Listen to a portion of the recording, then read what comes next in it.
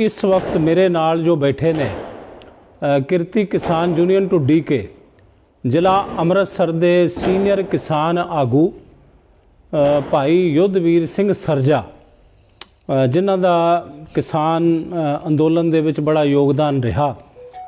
आओ इन्हां तो ही जानते हाँ कि अज जो प्रधानमंत्री नरेंद्र मोदी ने जो बयान दिता है नैशनल मीडिया के उपर अखबारां दे विच जो बयान जिहड़ा है वो जारी हो जाएगा। कल नूं सुर्खियां बननगियां, कुछ अखबारां दियां कुछ दियां अज बन चुकियां ने। ये सारा कुछ की है कि जो प्रधान नरेंद्र मोदी ने कहा भी अज सानू जिहड़े ने असीं उन्हां कानूनां नूं वापस लैंदे हाँ। एक गल है कानूनां नूं वापस लैना, एक गल सी जिहड़ियां मीटिंगां चलदियां रहियां इस किसान आगूआं दे नाल, वो गल सी भी असीं किसानी बिलां 'च सोध कर दिंदे हाँ। एक सोध करन दी गल सी, एक वापस लैण दी अज गल कीती। पर जिहड़ा ये अंदोलन है जो दिल्ली बार्डर दे उपर जी नूं 26 तारीख नूं पूरा 1 वरा हो जाना है और उस तो पहलां 2 महीने पंजाब दे अंदर यह किसान अंदोलन शुरू हो गया सी। शंभू बार्डर लै लो, होर थावां लै लो, तकरीबन 14 महीने का समा हो गया। अज 19 नवंबर 2021 है, साल होने वाला है। बॉर्डर के उपर, दिल्ली बॉर्डर के उपर किसान जथेबंदियां नूं, किसान वीरां नूं, साडे बजुर्गां नूं, भाइयां नूं, भरावां नूं, मातावां नूं, साडे बच्चिआं नूं उत्थे बैठे आ और अणगिणत परिवार साडे कोलों खो भी लए। कुछ लाड़ी मौत ने, सैकड़े के करीब किसान आगू रुखसत हो गए दुनिया तो। जिहड़े किसानी संघर्ष के शहीद बने उन्होंने शहीद का दर्जा दिता इस अंदोलन ने और कौम ने, पंथ ने, देश विदेश दीयां संगतां ने।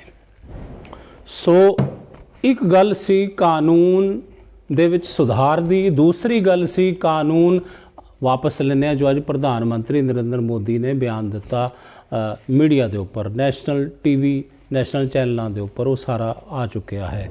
एक गल है कानून असी रद्द करा के ही जावांगे, तिन्हां दे विच फर्क की है आओ जानते हैं। भाई युद्धवीर सिंह सरजा जी उन्हां तो। भाई साहब जी वाहिगुरू जी का खालसा, वाहिगुरू जी की फतेह। वाहिगुरू जी की फतेह। अज जो प्रधान नरेंद्र मोदी ने बयान दिता उन्होंने तुसी किस नज़रिए नाल वेखदे हो और किस एंगल तो वेखदे हो? किड्डी क वड्डी ये प्राप्ति, किड्डी क वड्डी ये जित है? सब तो पहला मैं इस मुद्दे की गल करन तो पहला अज दा जिहड़ा पुरब आ, अज गुरु नानक साहब जी दा 552 वरे सालगंढ जिहड़ी मना रहे हैं, ਉਹਦੇ ਤੇ मैं सब नूं लख लख ਵਧਾਈ दिना। उस तो बाद गल करते हैं अज दे किरत कानूनां दी, जिहड़े मोदी ने अज सवेरे 7:30 बजे लाइव हो के खबर की भी 3 काले कानून जिहड़े आ रीवैल करने आ। रीवैल करन च ते कानूनां नूं खत्म करन दे विच हाले प्रक्रिया हैगी आ। इस तो पहला जिस तरह सानू तुहानूं दस रहे आ साडे साथी जी भी कानूनां ते गल चलदी सी भी कानून जिहड़े आ सोध कर दिंदे आ ते ਉਹਦੇ ਉੱਤੇ ਜਿਹੜੀਆਂ ਲਗਭਗ ਕਿਸਾਨਾਂ ਦੀਆਂ ਜਿਹੜੀਆਂ ਸਾਡੇ ਸੀਨੀਅਰ ਬੁੱਧੀਜੀਵੀ ਕਿਸਾਨ ਬਹੁਤ ਜਾਣੇ ਜਿਹੜੇ ਲਾਜਵਾਬ ਕਰਦੇ ਰਹੇ ਸਰਕਾਰ ਨੂੰ ਇਹਨਾਂ ਕਾਨੂੰਨਾਂ ਦੇ ਉੱਤੇ, ਤੇ ਉਹਨਾਂ ਦਾ ਕੋਈ ਵੀ ਤੋਮਰ ਦਾ ਕੋਈ ਵੀ ਆਦਮੀ ਜਿਹੜਾ ਉਹਨਾਂ ਨੂੰ ਉਸ ਤੋਂ ਸੰਤੁਸ਼ਟ ਨਹੀਂ ਕਰ ਪਾਇਆ।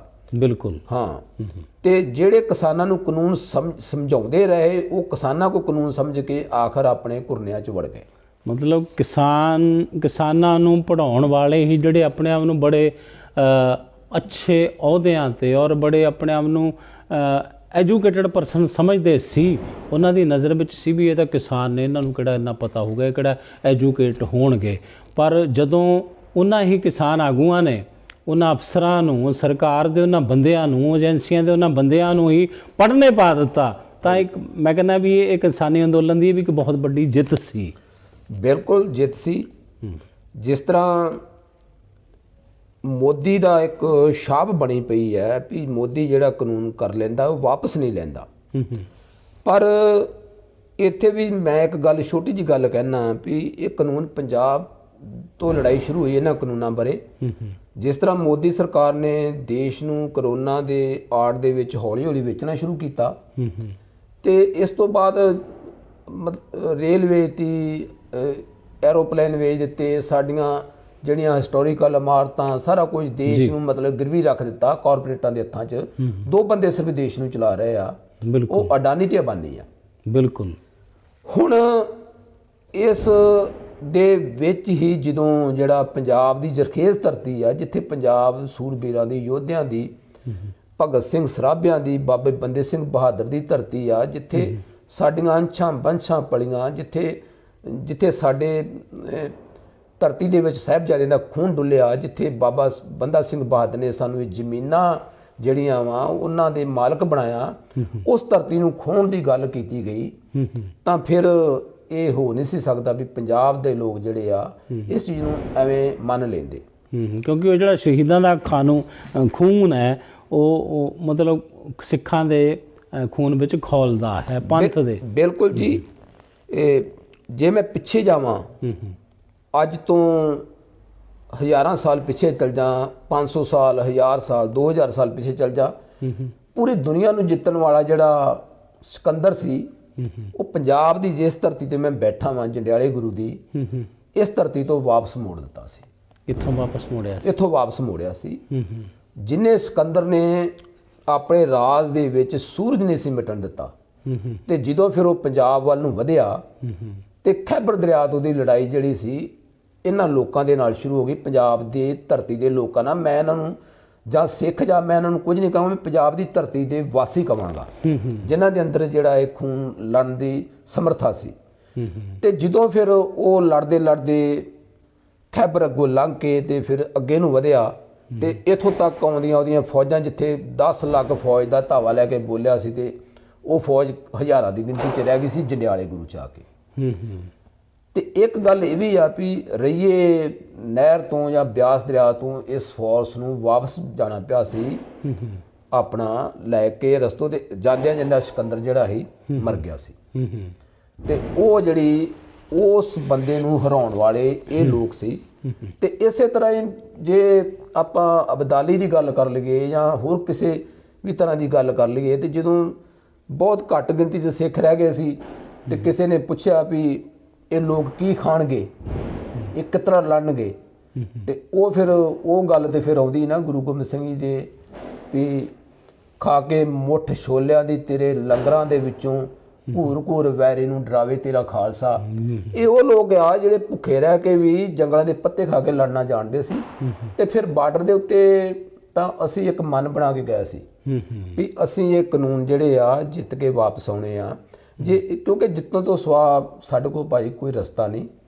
ਸਾਡੀ ਲੜਾਈ ਜਿਹੜੀ ਆ ਕਾਰਪੋਰੇਟ ਘਰਾਣਿਆਂ ਦੇ ਨਾਲ ਆ। ਇੱਥੇ ਮੈਂ ਇੱਕ ਗੱਲ ਹੋਰ ਵੀ ਆਖਣਾ ਚਾਹੁੰਦਾ ਕਿ ਇਹ ਜਿਹੜਾ ਅੰਦੋਲਨ ਹੈ, ਹਾਂਜੀ, ਇਹ ਕੇਵਲ ਸਾਲ ਜਾਂ 14 ਮਹੀਨੇ ਜਾਂ 12 ਮਹੀਨੇ ਦਾ ਹੀ ਇਹ ਅੰਦੋਲਨ ਆਪਾਂ ਇਹਨੂੰ ਨਹੀਂ ਕਹਿ ਸਕਦੇ। ਜਬਰ ਤੇ ਜ਼ੁਲਮ ਦੇ ਵਿਰੁੱਧ ਜਿਹੜਾ ਅੰਦੋਲਨ ਹੈ ਉਹ ਤੇ ਤੁਸੀਂ ਆਪਣਾ ਇਤਿਹਾਸ ਆਪਾਂ ਪੜ੍ਹ ਲਈਏ, ਗੁਰ ਇਤਿਹਾਸ, ਸਿੱਖ ਇਤਿਹਾਸ, ਤਾਂ ਪਿਛਲੇ ਤਕਰੀਬਨ ਸੈਂਕੜੇ ਵਰ੍ਹਿਆਂ ਤੋਂ ਜਿਹੜਾ ਪੰਥ ਹੈ, ਪੰਥ ਖਾਲਸਾ ਹੈ, ਜਿਹੜੇ ਸਿੱਖ ਨੇ ਉਹ ਜਬਰ ਤੇ ਜ਼ੁਲਮ ਦੇ ਵਿਰੁੱਧ ਅੱਜ ਤੱਕ ਹੀ ਅੰਦੋਲਨ ਕਰਦੇ ਆਏ ਨੇ, ਕਰ ਰਹੇ ਨੇ। ਬਿਲਕੁਲ।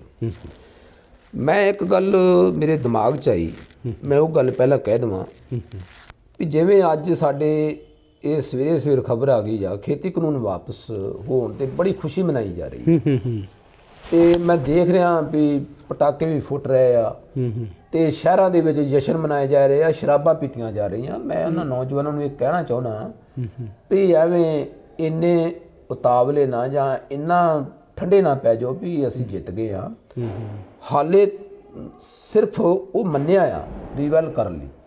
ਹਾਲੇ ਲੀਗਲੀ ਪ੍ਰੋਸੀਜਰ ਜਿਹੜਾ ਵਾ 29 ਨਵੰਬਰ ਨੂੰ ਜਿਹੜਾ ਸ਼ੁਰੂ ਹੋਣ ਵਾਲਾ, ਉਸ ਤੋਂ ਬਾਅਦ ਜਿੰਨਾ ਚਿਰ ਸਾਡੇ ਹੱਥ 'ਚੋਂ ਚਿੱਠੀ ਨਹੀਂ ਆਉਂਦੀ, ਕਿਉਂਕਿ ਜੁਮਲੇਬਾਜ਼ ਸਰਕਾਰ, ਤੁਹਾਨੂੰ ਪਤਾ ਮੋਦੀ ਦੀ ਸਰਕਾਰ ਬੜੀ ਜੁਮਲੇਬਾਜ਼ ਸਰਕਾਰ ਆ, ਤੇ ਭਾਵੇਂ ਕਿ ਉਹ ਸੱਚ ਬੋਲ ਰਿਹਾ, ਪਰ ਸਾਡੀਆਂ ਜਥੇਬੰਦੀਆਂ ਜਿਹੜੀਆਂ ਉੱਥੇ ਬੈਠੀਆਂ ਨਾ, ਸਾਡੇ ਜਥੇਬੰਦੀਆਂ ਪੰਜਾਬ ਦੇ 31 ਕਿਸਾਨ ਜਥੇਬੰਦੀਆਂ ਦੇ ਆਗੂ ਤੇ ਦੇਸ਼ ਦੀਆਂ ਵੱਖ-ਵੱਖ ਜਥੇਬੰਦੀਆਂ ਦੇ ਆਗੂ, ਉਹ ਹਾਲੇ ਇਸ ਗੱਲ ਮੰਨਣ ਨੂੰ ਤਿਆਰ ਨਹੀਂ ਗਏ ਕਿ ਜਿੰਨਾ ਚਿਰ ਇਹ ਜਿਹੜੇ ਸਾਨੂੰ ਹੱਥ 'ਚ ਸਾਡੇ ਲੈਟਰ ਨਹੀਂ ਆਉਂਦੀ, ਉਹਨਾਂ ਚਿਰ ਅਸੀਂ ਇਹ ਆਪਣਾ ਮੋਰਚਾ ਇਸੇ ਤਰ੍ਹਾਂ ਜਾਰੀ ਰੱਖਾਂਗੇ ਤੇ ਅੱਗੇ ਨੂੰ ਵੱਡੀ ਤਾਦਾਦ ਦੇ ਵਿੱਚ ਅਸੀਂ ਉੱਥੇ ਇਸ ਮੋਰਚੇ ਨੂੰ ਕਰਾਂਗੇ।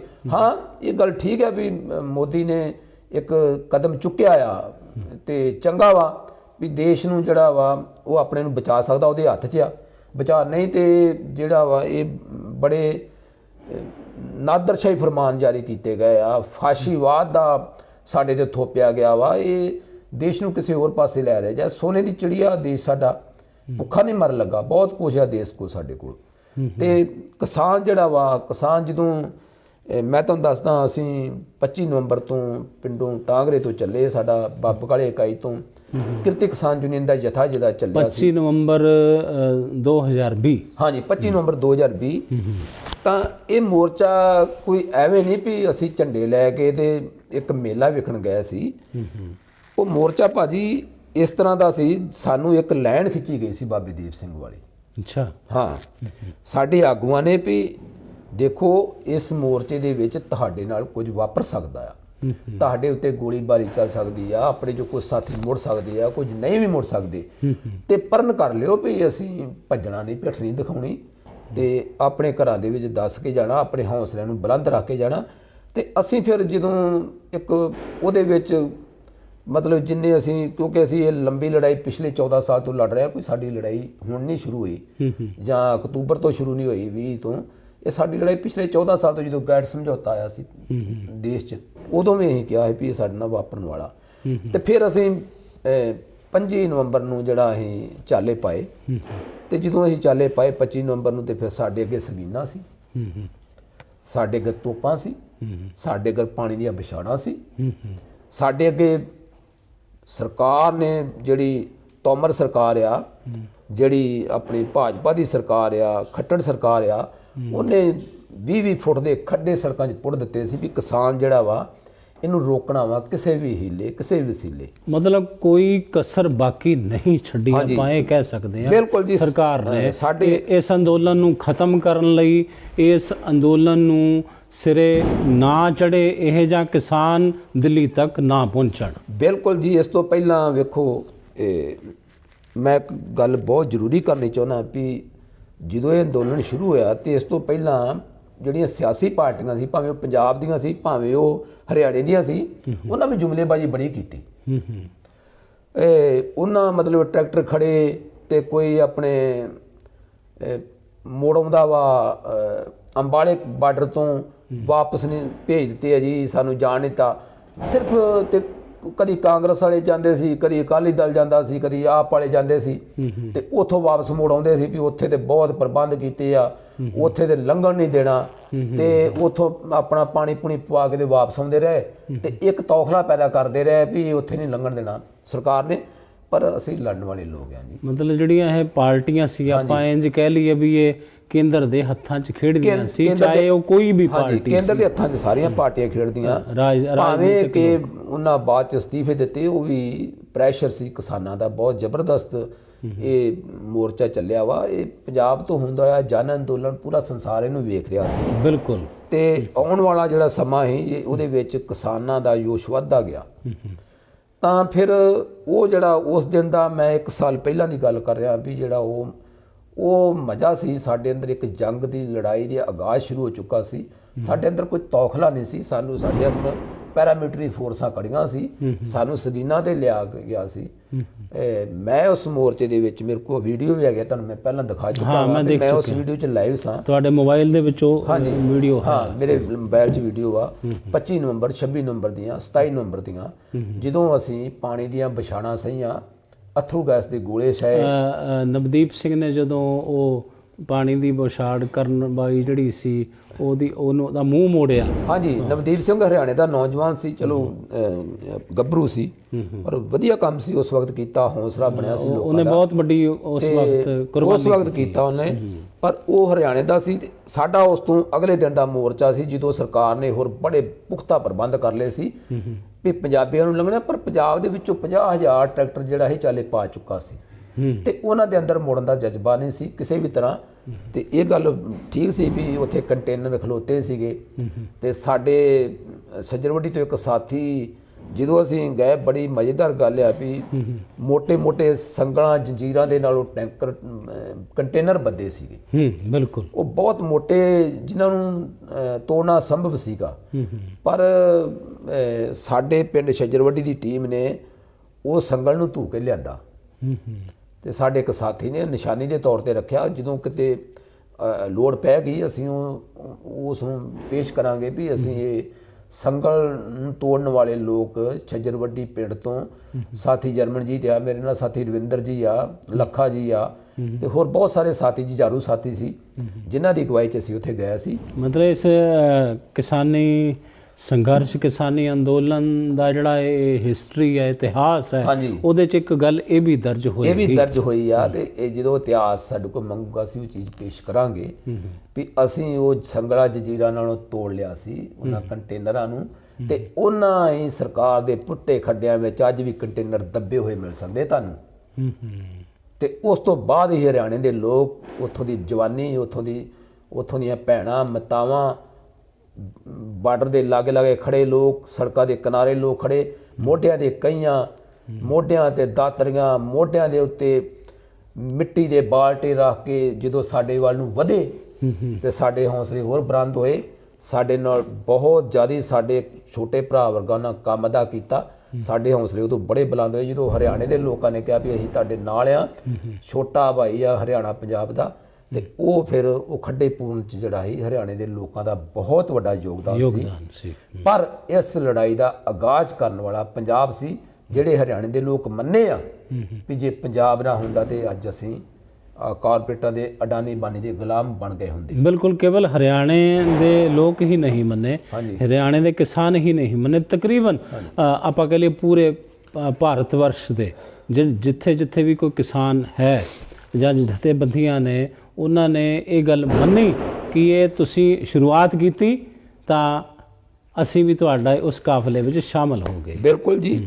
ਉਸ ਤੋਂ ਬਾਅਦ ਵੇਖੋ ਮੀਡੀਆ ਜਿਹੜਾ ਵਾ ਦੇਸ਼ ਦਾ ਚੌਥਾ ਥੰਮ ਆ ਤੇ ਉਹਦੇ ਵਿੱਚ ਜਿੰਨਾ ਵੀ ਅੱਜ ਕੱਲ੍ਹ ਦਾ ਜਿਹੜਾ ਇਲੈਕਟ੍ਰੋਨਿਕ ਮੀਡੀਆ ਵਾ, ਹੁਣ ਤੁਹਾਡੇ ਨਾਲ ਗੱਲ ਕਰ ਰਿਹਾ, ਸੋਸ਼ਲ ਮੀਡੀਆ ਵਾ ਇਹ, ਜੇ ਸੋਸ਼ਲ ਮੀਡੀਆ ਨਾ ਹੁੰਦਾ ਤਾਂ ਸਾਡਾ ਅੰਦੋਲਨ ਸ਼ਾਇਦ ਜਿਹੜਾ ਬਿਖਰ ਜਾਂਦਾ।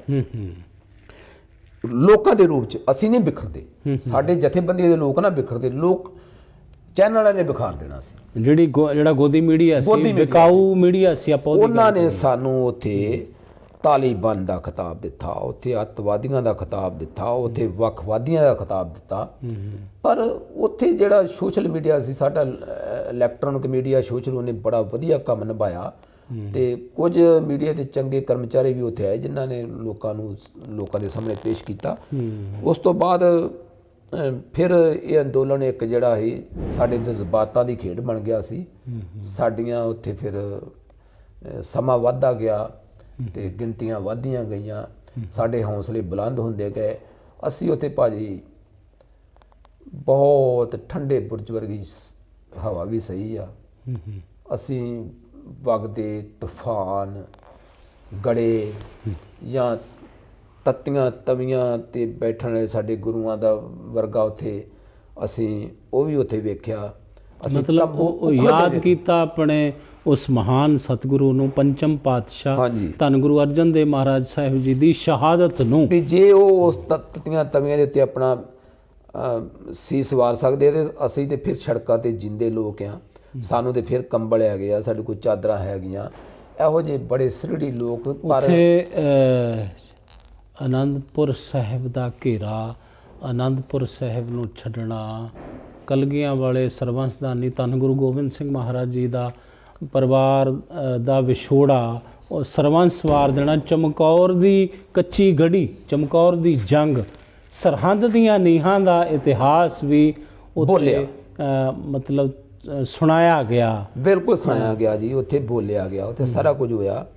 ਉਹ ਸਾਡੇ ਅੰਦਰਾਂ 'ਚ ਵਸਿਆ ਪਿਆ ਸੀ। ਸ਼ਹੀਦ ਛੋਟੇ ਭਾਈ- ਸਾਹਿਬਜ਼ਾਦਿਆਂ ਦੀ ਸ਼ਹੀਦੀ ਵਸੀ ਸੀ, ਵੱਡੇ ਸਾਹਿਬਜ਼ਾਦਿਆਂ ਦੀ ਸ਼ਹੀਦੀ ਵਸੀ। ਬਾਬਾ ਬੰਦਾ ਸਿੰਘ ਬਹਾਦਰ ਦੀ ਲਸਨ ਕੁਰਬਾਨੀ ਸਾਡੇ ਜਜ਼ਬਿਆਂ ਦੇ ਅੰਦਰ ਸੀ। ਸ਼ਹੀਦ ਭਾਈ ਮਨੀ ਸਿੰਘ ਜੀ, ਸ਼ਹੀਦ ਭਾਈ ਤਾਰੂ ਸਿੰਘ ਜੀ, ਹਾਂਜੀ। ਸ਼ਹੀਦ ਭਾਈ ਸ਼ahbaz ਸਿੰਘ ਜੀ, ਸ਼ਹੀਦ ਭਾਈ ਸੁਬੇਗ ਸਿੰਘ ਜੀ और शहीद भाई मती दास जी, शहीद भाई सती दास जी, तमाम जितने शहीद होए साडे पुराने और अजोके समय ਦੇ ਵਿੱਚ ਵੀ ਉਹ ਸਾਰਾ ਇਤਿਹਾਸ ਮਤਲਬ ਇੱਕ ਦੂਸਰੇ ਦੇ ਕੰਨਾਂ ਵਿੱਚ ਪਾਇਆ ਗਿਆ ਕਿ ਅਸੀਂ ਉਸ ਕੌਮ ਦੇ ਵਾਰਸ ਹਾਂ। ਸਾਡਾ ਇਹ ਵਿਰਸਾ ਹੈ, ਸਾਡਾ ਇਹ ਇਤਿਹਾਸ ਹੈ। ਅਸੀਂ ਇਹਨਾਂ ਵਗਦੀਆਂ ਠੰਡੀਆਂ ਹਵਾਵਾਂ ਤੋਂ ਪਾਰ ਲੰਘ ਜਾਣਾ। ਤੇ ਔਰ ਇਹ ਜਿਹੜਾ ਆ ਜਿਹੜੀਆਂ ਹਨੇਰੀਆਂ ਚੱਲ ਰਹੀਆਂ, ਉਦੋਂ ਤੰਬੂ ਚੋ ਰਹੇ ਸੀ, ਉਹ ਜਿਹੜਾ ਸਾਰਾ ਕੁਝ ਮੰਜ਼ਰ ਉਹ ਸੋਸ਼ਲ ਮੀਡੀਆ ਤੇ ਵੀ ਹਾਂਜੀ ਦੇਖਿਆ ਜੀ। ਅਸੀਂ ਉਹਨਾਂ ਮੰਜ਼ਰਾਂ ਨੂੰ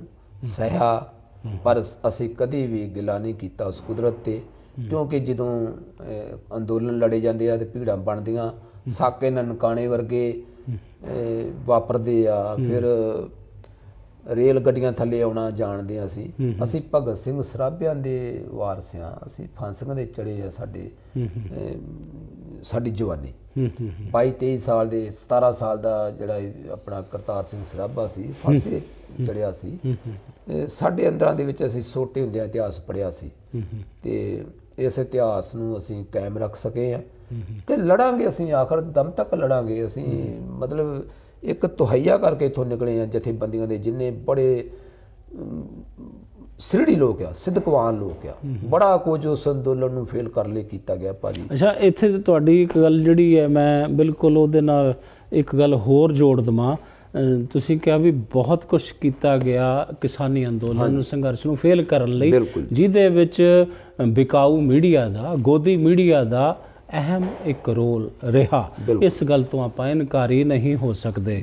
ਜਦੋਂ ਇਹ ਗੱਲ ਫੈਲਾਈ ਗਈ ਸੀ ਗੋਦੀ ਮੀਡੀਆ ਵੱਲੋਂ ਜਾਂ ਉਹਨਾਂ तमाम ਚੈਨਲਾਂ ਵੱਲੋਂ ਕਿ ਅਬ ਤੋਂ ਇਹ ਕਿਸਾਨ ਅੰਦੋਲਨ ਬਿਖਰ ਗਿਆ, ਇੱਥੋਂ ਤੱਕ ਗੱਲਾਂ ਹੋਈਆਂ ਵੀ ਹੁਣੇ अब ये कुछ दिनों के बाद यहाँ से चले जाएंगे, इनको जाना पड़ेगा।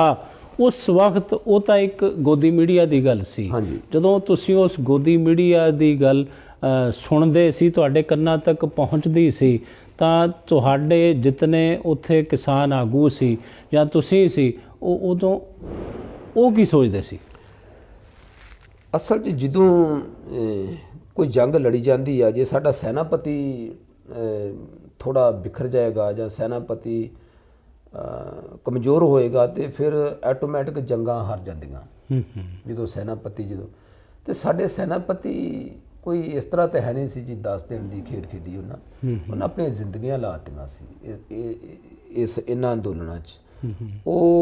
ਉਹਨਾਂ ਇਹ ਬੜੀਆਂ ਲੰਬੀਆਂ ਲੜਾਈਆਂ ਦੇ ਵਿੱਚੋਂ ਕੋਈ 14 ਸਾਲ ਦੀ ਲੜਾਈ ਸੀ, ਕੋਈ 20 ਸਾਲ ਦੀ ਲੜਾਈ ਸੀ, ਕੋਈ 30 ਸਾਲ ਦੀ ਲੜਾਈ ਸੀ।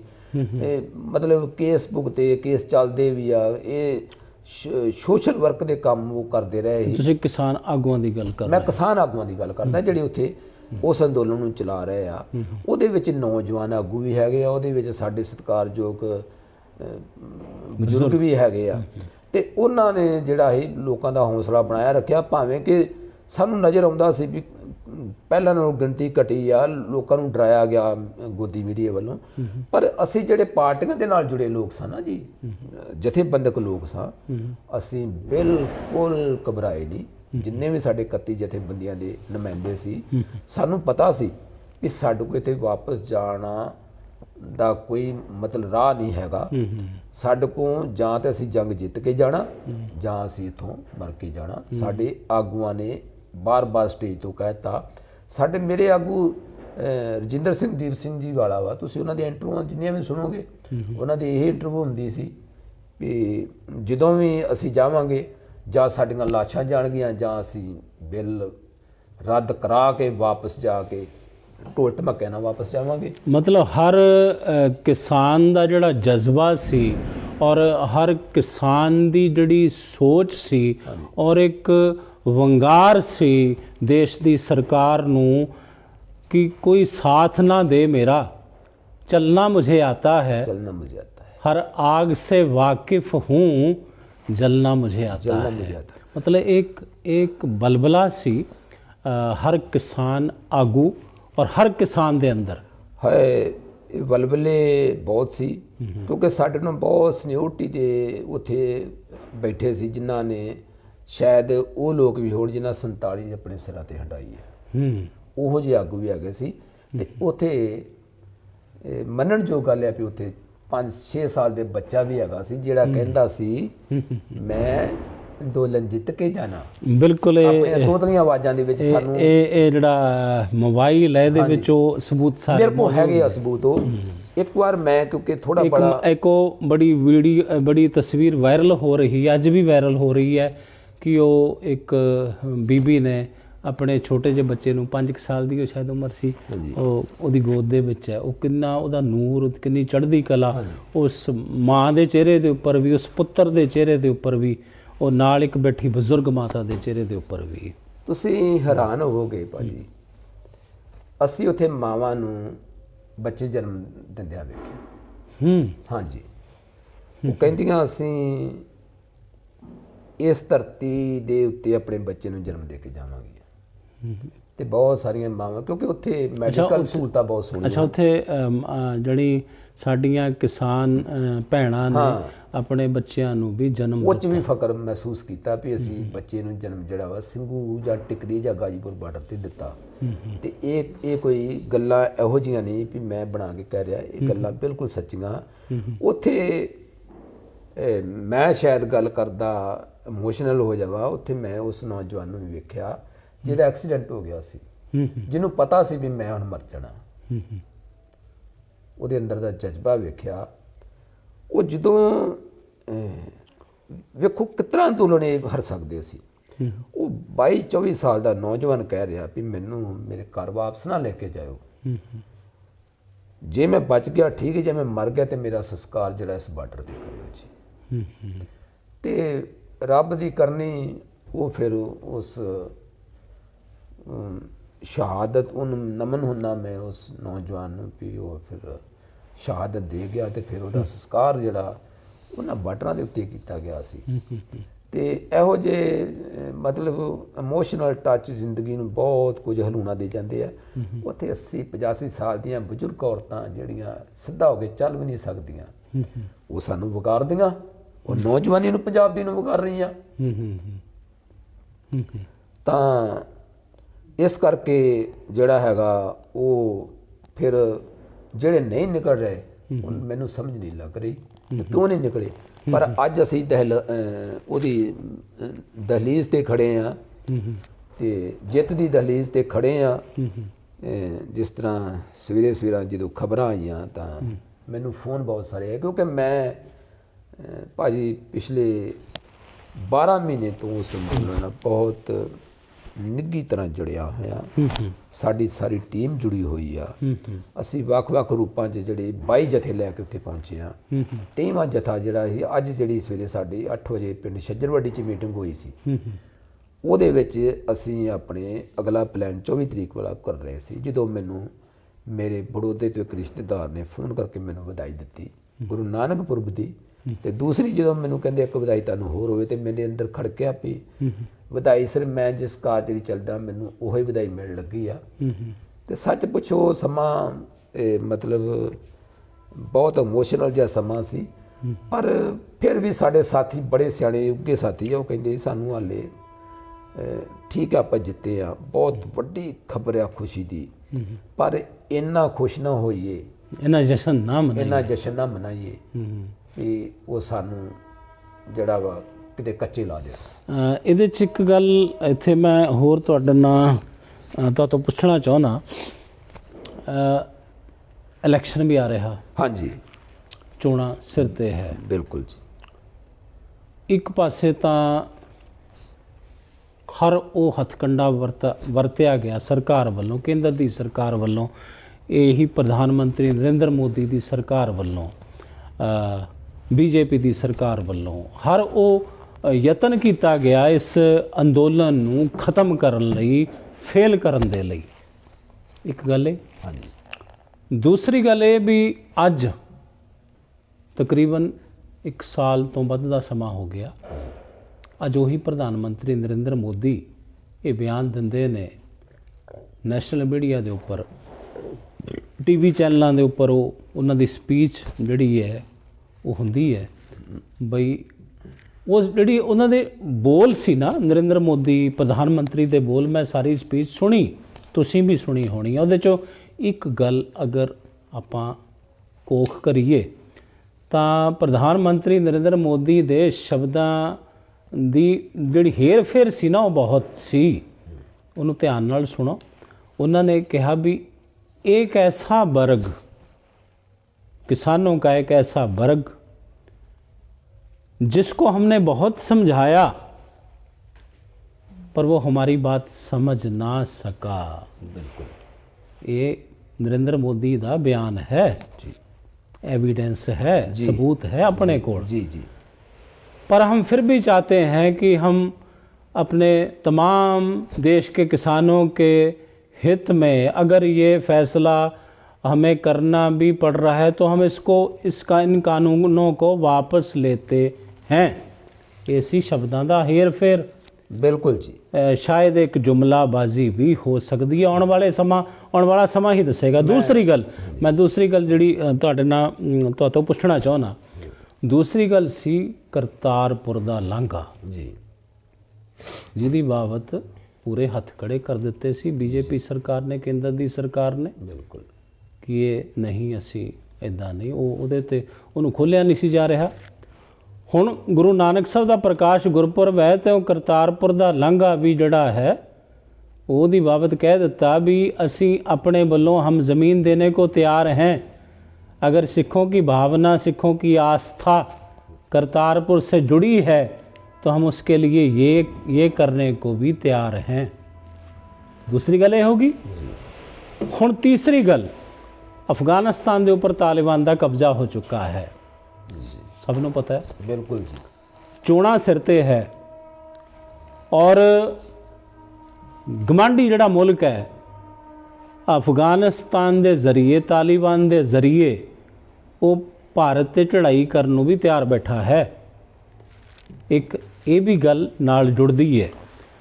एक चौथी गल जिहड़ी होर जुड़दी है, NSA Ajit Doval national security adviser साडे देश दे, भारत दे, जिन्हां दी हर गल जिहड़ी है उहदे ते प्रधान मंत्री नूं फुੱਲ चढ़ाउणे पैंदे ने जी, मनणी पैंदी उहदी बिल्कुल गल जी, किसी भी तरह की अगर वो गल करदा सलाहकार है जी। सलाहकार है। उन्हां दा एक बयान कल ही पब्लिश होया है मीडिया दे विच। गल चल रही सी 2020 दी, बाहर जिहड़ियां वोटां पै रहीआं ने, जी, तो उन्हें कहा भी अब वो समा नहीं रहा कि देश को जंग के साथ बांटा जा सकता है, देश को विचारधारा के साथ भी हम बांट सकते हैं। तो उन्हें उत्थे 2020 दियां वोटां दा अजीत डोभाल ने जिक्र किया। मेरे कहने का भाव है मैं 4-5 गल्लां तुहाडे सामने तां रखियां ने क्योंकि मैं तुहातों इहदे जवाब लेने ने कि ऐसा तो नहीं भी नरेंद्र मोदी नूं पता सी भी हुण अगर मैं सिखां दे नाल पंगा लऊंगा जां पंजाब दे किसानां नाल मैं पंगा लऊंगा तां जिहड़ियां चोणां ने 2022 दियां ਉਹ ਅਸੀਂ ਨਹੀਂ ਜਿੱਤ ਸਕਾਂਗੇ। बीजेपी ਦਾ ਜੋ ਹਸ਼ਰ ਪੰਜਾਬ ਦੇ ਵਿੱਚ ਹੈ ਜਾਂ ਪੰਜਾਬ ਦੇ ਵਿੱਚ बीजेपी ਦੀ ਬਾਬਤ ਜਿਤਨਾ ਰੋਸ ਹਰ ਕਿਸਾਨ ਦੇ ਮਨ ਦੇ ਅੰਦਰ ਹੈ, ਸਿੱਖ ਦੇ ਮਨ ਦੇ ਅੰਦਰ ਹੈ, ਉਹ ਤਾਂ ਸਾਡੇ ਸਾਹਮਣੇ ਹੈ। ਮੈਂ ਇਹ ਤੁਹਾਤੋਂ ਜਾਣਨਾ ਚਾਹੁੰਦਾ। ਸਵਾਲ ਤੁਹਾਡੇ 4-5 ਹੋ ਗਏ, ਹੋ ਸਕਦਾ ਮੈਂ ਕੋਈ ਸਵਾਲ ਭੁੱਲ ਜਾਂਦਾ ਤਾਂ ਤੁਸੀਂ ਮੈਨੂੰ ਦੁਬਾਰਾ ਪੁੱਛ ਸਕਦੇ ਜੀ। ਸਭ ਤੋਂ ਪਹਿਲਾਂ ਮੈਂ ਗੱਲ ਕਰਦਾ ਇਲੈਕਸ਼ਨ ਦੀ, 2022 ਦੀ ਇਲੈਕਸ਼ਨ ਦੀ, ਕਾਨੂੰਨ ਵਾਪਸੀ ਦੀ, ਕਿ ਕਿਹੜੇ ਤੌਖਲੇ ਆ ਮੋਦੀ ਸਰਕਾਰ ਨੂੰ ਤੇ ਕਿਹੜੇ ਤੌਖਲਿਆਂ 'ਚ ਫਸਿਆ ਉਹ ਪਿਆ। ਸਭ ਤੋਂ ਪਹਿਲਾਂ ਜਦੋਂ ਅਸੀਂ ਅੰਦੋਲਨ ਲੈ ਕੇ ਚੱਲੇ ਸਾਂ ਤੇ ਸਾਡੀਆਂ ਸਟੇਜਾਂ ਤੋਂ ਵੱਖ-ਵੱਖ ਆਗੂਆਂ ਨੇ ਇਹ ਕਿਹਾ ਵੀ ਸਾਡੀ ਲੜਾਈ ਜਿਹੜੀ ਆ 2022 ਤੱਕ ਚੱਲੇਗੀ। ਜੇ 2022 ਤੱਕ ਵੀ ਕਾਨੂੰਨ ਵਾਪਸ ਨਹੀਂ ਹੁੰਦੇ ਤੇ ਸਾਡੀ ਲੜਾਈ ਇਹ 24 ਤੱਕ ਵੀ ਜਾ ਸਕਦੀ ਹੈ। ਹੂੰ ਹੂੰ ਇਸ ਤੋਂ ਪਹਿਲਾਂ ਬੰਗਾਲ ਦੀ ਇਲੈਕਸ਼ਨ ਹੋ ਕੇ ਹਟੀ, ਹੂੰ ਹੂੰ ਜਿੱਥੇ ਕਿ ਹਮੇਸ਼ਾ ਇਹਨਾਂ ਨੇ ਧਰਮ ਦੀ ਰਾਜਨੀਤੀ ਕੀਤੀ ਹੈ ਇੱਥੇ, ਹੂੰ ਹੂੰ ਤੇ ਕਿਸਾਨ ਅੰਦੋਲਨ ਨੇ ਧਰਮ ਦੀ ਰਾਜਨੀਤੀ ਤੋਂ ਬਾਹਰ ਹਟ ਕੇ ਇਨਸਾਨੀਅਤ ਦੀ ਲੜਾਈ ਲੜੀ ਆ। ਹੂੰ ਹੂੰ ਬੰਗਾਲ ਦੇ ਵਿੱਚ ਸਾਡੇ ਸਾਥੀ ਗਏ, ਉੱਥੇ ਲੋਕਾਂ 'ਚ ਵਿਚਰੇ, ਜਿੱਥੇ ਇਹਨਾਂ ਨੂੰ ਬਹੁਤ ਜ਼ਿਆਦਾ ਆਸ ਸੀ ਵੀ ਅਸੀਂ ਆਪਣੀ ਸਰਕਾਰ ਬਣਾ ਲੈਣੀ ਆ। ਇਸ ਵਕਤ ਜੋ ਮੋਦੀ ਦਾ ਘਰ ਘਰ ਦੇ ਵਿੱਚ ਰਾਗ ਅਲਾਪ ਹੋ ਰਿਹਾ ਸੀ, ਉਹ ਸਭ ਤੋਂ ਵੱਡਾ ਇਹ ਅੰਦੋਲਨ ਕਾਰਨ ਬਣਿਆ ਮੋਦੀ ਦੀ ਉਸ ਰੱਥ ਨੂੰ ਰੋਕਣ ਦਾ। ਹੂੰ ਬੰਗਾਲ ਜਿਹੜਾ ਸਿੰਘੂ ਮੋਰਚੇ ਤੋਂ 2000 ਕਿਲੋਮੀਟਰ ਦੀ ਦੂਰੀ ਤੇ ਆ, ਹੂੰ ਹੂੰ ਤੁਸੀਂ ਇਸ ਗੱਲ ਨੂੰ ਮੰਨ ਲਓ। ਹੂੰ ਹੂੰ ਬਿਲਕੁਲ। ਦੂਸਰੀ ਗੱਲ ਆ 5 ਸਟੇਟਾਂ ਦੀਆਂ ਇਲੈਕਸ਼ਨਾਂ ਸਿਰ ਤੇ ਖਲੋਤੀਆਂ। ਹੂੰ ਹੂੰ ਬਿਲਕੁਲ ਦੇਸ਼ ਦੀ ਸੈਂਟਰ ਆ ਜਿਹੜੀ ਯੂਪੀ ਆ, ਹੂੰ ਹੂੰ ਜਿੱਥੇ ਕਿਸੇ ਵੀ ਸਰਕਾਰ ਨੂੰ ਖਲੋਣ ਲਈ ਉਸ ਰਸਤੇ ਥਾਣੀ ਲੰਘਣਾ ਹੀ ਪੈਣਾ। ਹੂੰ ਹੂੰ ਯੂਪੀ ਦੇ ਵਿੱਚ ਪਹਿਲਾਂ ਧਰਮ ਦੀ ਰਾਜਨੀਤੀ ਹੁੰਦੀ ਰਹੀ, ਮੁਸਲਮਾਨ ਦੀ ਤੇ ਹਿੰਦੂ ਦੀ, ਹੂੰ ਹੂੰ ਮਸਜਿਦ ਦੀ ਤੇ ਮੰਦਿਰ ਦੀ, ਬਹੁਤ ਵਾਰ ਵੰਡਿਆ ਗਿਆ। ਹੂੰ ਹੂੰ ਮੁਜ਼ੱਫਰਨਗਰ ਦੀ ਸਾਡੀ ਰੈਲੀ ਹੋ ਕੇ ਹਟੀ ਉੱਥੇ। ਜੀ। ਤੁਸੀਂ ਦੇਖਿਆ ਹੋਏਗਾ ਕਿ ਸਾਡੀ ਸੋਚਣੀ ਤੋਂ ਬਾਹਰ ਲਗਭਗ ਉੱਥੇ 10 ਲੱਖ ਤੋਂ ਵਧੇਰੇ ਦਾ ਇਕੱਠ ਹੋ ਗਿਆ।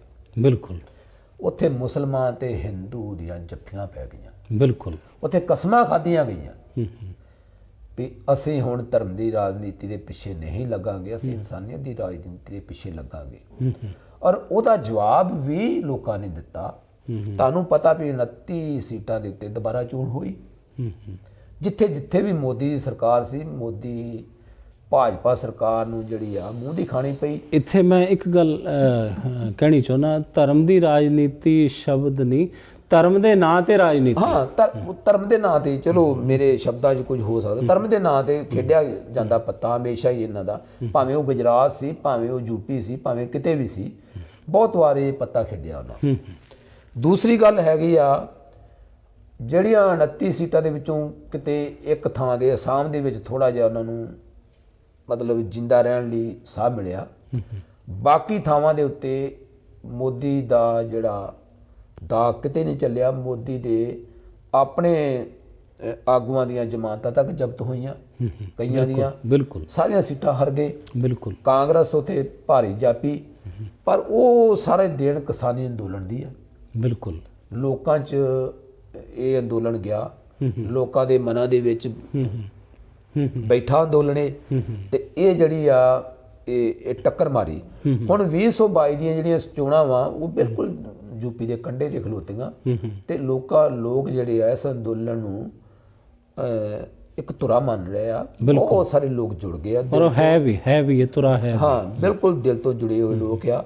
ਔਰ ਉੱਥੇ ਦੇ ਜਿਹੜੇ ਬਹੁਤ ਸਾਰੇ ਮੋਦੀ ਭਗਤ ਸੀਗੇ, ਉਹ ਆਪ ਕਹਿ ਰਹੇ ਵੀ ਸਾਨੂੰ ਸ਼ਰਮ ਆਉਂਦੀ ਆ ਵੀ ਅਸੀਂ ਜਿਹੜਾ ਇਹੋ ਜਿਹੇ ਬੰਦੇ ਨੂੰ ਅਸੀਂ ਸਰਕਾਰ 'ਚ ਲੈ ਕੇ ਆਏ। ਤੇ ਕਈ ਵਾਰ ਤੇ ਜਿਹੜਾ ਵਾ ਉਹ ਚੀਜ਼ਾਂ ਸੋਚਣ ਲਈ ਮਜਬੂਰ ਕਰ ਦਿੰਦੀਆਂ ਮੋਦੀ ਨੂੰ। ਤੇ ਬਾਕੀ ਜਿਹੜੇ ਉਹਦੇ 303 ਕੈਂਡੀਡੇਟ ਆ ਜਿਹੜੇ ਸਰਕਾਰ ਬਣਾ ਕੇ ਬੈਠੇ ਆ, ਉਹਨੂੰ ਬਾਰ-ਬਾਰ ਸਦਾ ਰਹੇ ਆ ਵੀ ਜਿਸ ਤਰ੍ਹਾਂ ਸਾਨੂੰ ਪੁੱਛ ਲੈਂਦੇ ਕਈ ਲੋਕ ਵੀ ਮੋਦੀ ਮੰਨਦਾ ਨਹੀਂ, ਬੜਾ ਹਠੀ ਆ। ਤੇ ਸਾਡਾ ਜਵਾਬ ਇਹ ਹੁੰਦਾ ਤੇ ਜਿਹੜੇ ਉਹਨੇ 303 ਜਿਹੜੇ ਉਹਦੇ ਆਪਣੇ ਆ, ਉਹ ਵੀ ਉਹਨੂੰ ਮੋਦੀ ਨੇ ਉਹ ਸਵਾਲ ਕਰਦੇ, ਯਾਰ ਕਿਸਾਨ ਬੜਾ ਹਠੀ, ਵਾਪਸ ਨਹੀਂ ਜਾ ਰਹਾ। ਤੋ ਅਸੀਂ ਹਰ ਵਾਰ ਇਹ ਬੋਲਿਆ ਵੀ ਅਸੀਂ ਹੱਠ ਨਾਲ ਬੈਠੇ ਆ, ਜਾਤ ਤੇ ਸੱਤ ਦੇ ਨਾਲ ਬੈਠੇ ਆ, ਅਸੀਂ ਬਿਲਕੁਲ ਸ਼ਾਂਤਮਈ ਆ, ਤੇ ਜ਼ਬਰ ਦਾ ਮੁਕਾਬਲਾ ਸਬਰ ਦੇ ਨਾਲ ਕਰਨ ਦਾ ਤਹਈਆ ਕੀਤਾ ਹੋਇਆ ਔਰ ਕਰਕੇ ਦਿਖਾਇਆ। ਤੇ ਅੱਜ ਉਹਦਾ ਜਿਹੜਾ ਰਿਜ਼ਲਟ ਸਾਨੂੰ ਜਿੱਤ ਦੇ ਰੂਪ ਚ ਮਿਲਿਆ, ਭਾਵੇਂ ਕਿ ਹਾਲੇ ਲੀਗਲੀ ਤੌਰ ਤੇ ਪ੍ਰੋਸੀਜਰ ਜਿਹੜਾ ਨਹੀਂ ਬਣਿਆ। ਪਰ ਮੋਦੀ ਦਾ ਕਹਿਣ ਦਾ ਮਤਲਬ ਇਹ ਆ ਵੀ ਇਸ ਮਹੀਨੇ ਦੇ, ਕਿਉਂਕਿ 4 ਦਿਨ 5 ਦਿਨ ਬਾਕੀ ਆ, ਵੀ ਮੈਂ ਵਾਪਸ ਕਰਾਂਗਾ। ਬਾਕੀ ਦੇਖੋ ਵਾਪਸ ਹੋ ਜਾਣਗੇ ਤਾਂ ਫਿਰ ਨਗਾਰਿਆਂ ਦੇ ਨਾਲ ਜਹਾਜ਼ਾਂ ਦੇ ਉੱਤੇ ਫੁੱਲ ਬਰਸਾਉਂਦੇ ਲੋਕ ਪੰਜਾਬ ਨੂੰ ਵਾਪਸ ਆਉਣਗੇ। ਇਸ ਚੀਜ਼ ਦੇ ਨਾਲ ਜੇ ਮੈਂ ਇਕੱਲਾ ਕਹਿ ਦੇਵਾਂ ਵੀ ਸਿੱਖਾਂ ਨੇ ਅੰਦੋਲਨ ਲੜਿਆ ਤੇ ਮੇਰੇ ਲਈ ਗਲਤ ਹੋਏਗਾ, ਕਿਉਂਕਿ ਹਰ ਵਰਗ ਨੇ ਲੜਿਆ।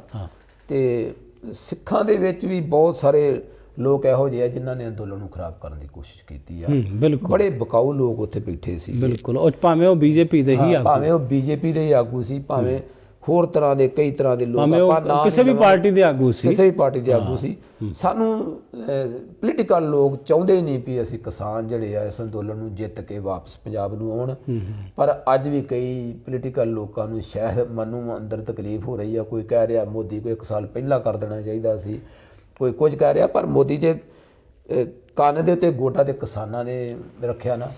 ਪੰਜਾਬ ਦੇ ਬੀਜੇਪੀ ਦੇ ਆਗੂ ਜਿਹੜੇ ਹਰਜੀਤ ਗਰੇਵਾਲ ਨੇ, ਉਹਦੇ ਕਿੰਨੇ ਬਿਆਨ ਉਹਨਾਂ ਦੇ ਆ ਚੁੱਕੇ ਨੇ ਕਿ ਇਹ ਕਾਨੂੰਨ ਰੱਦ ਨਹੀਂ ਹੋਣੇ, ਤੁਸੀਂ ਐਵੇਂ ਬੈਠੇ ਉੱਥੇ, ਵਾਪਸ ਆ ਜਾਓ। ਹਾਂਜੀ, ਅੱਜ ਉਸ ਹਰਜੀਤ ਗਰੇਵਾਲ ਨੂੰ ਵੀ ਸ਼ਾਇਦ ਸਬਕ ਮਿਲ ਗਿਆ ਹੋਵੇਗਾ ਕਿ PM ਪ੍ਰਧਾਨ ਮੰਤਰੀ ਨਰਿੰਦਰ ਮੋਦੀ ਦਾ ਜਿਹੜਾ ਬਿਆਨ ਹੈ ਨੈਸ਼ਨਲ ਮੀਡੀਆ ਦੇ ਵਿੱਚ ਬਈ ਅਸੀਂ ਇਹ ਕਾਨੂੰਨ ਵਾਪਸ ਲੈਂਦੇ ਆ, ਤੇ ਅੱਜ ਬਿਲਕੁਲ ਜੀ, ਹਰਜੀਤ ਗਰੇਵਾਲ ਵੀ ਆਪਾਂ ਕਹਿ ਲਈ ਵੀ ਮਤਲਬ ਉਹਦਾ ਜਨਮ ਵੀ ਸਿੱਖਾਂ ਦੇ ਘਰੇ ਹੀ ਹੋਇਆ, ਬੇਸ਼ੱਕ ਉਹ ਸਿੱਖੀ ਸਿਧਾਂਤ ਤੋਂ ਕੋਹਾਂ ਪਰੇ ਹੈ। ਬਿਲਕੁਲ ਜੀ, ਮੈਂ ਕੰਗਣਾ ਦਾ ਵੀ ਅੱਜ ਟਵੀਟ ਪੜਿਆ, ਹਰਜੀਤ ਗਰੇਵਾਲ ਨੂੰ ਸੁਣਿਆ।